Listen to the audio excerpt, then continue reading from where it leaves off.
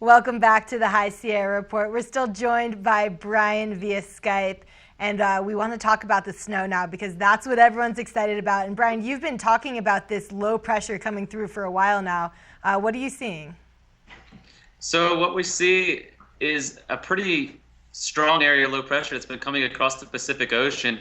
If anyone's been paying attention to Mavericks down on the coast, they've been getting some massive surf down there.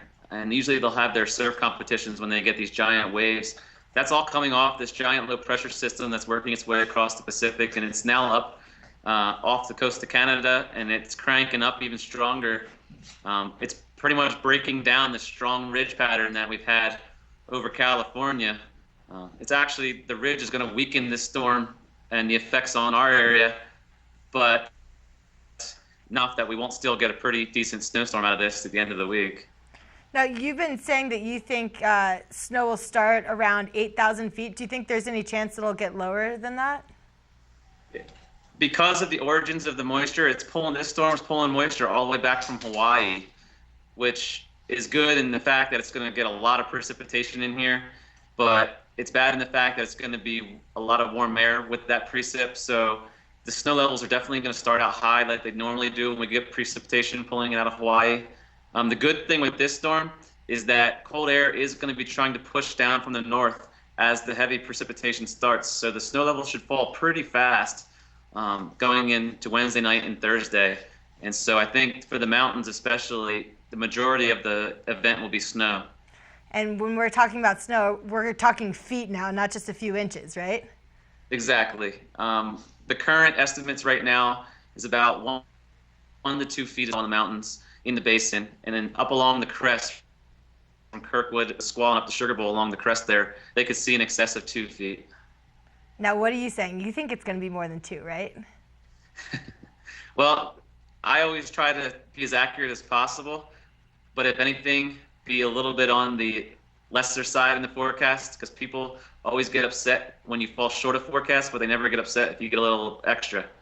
So even if I do think there's a chance that an outside chance we could pick up 3 or 4 feet, I wouldn't say it on the forecast for sure. Nice. Well, I appreciate that. I like how I'm not trying to lead you into saying anything that you don't want to say, although I would like to hear 4 feet to 6 feet. I'm not going to make you go there, though.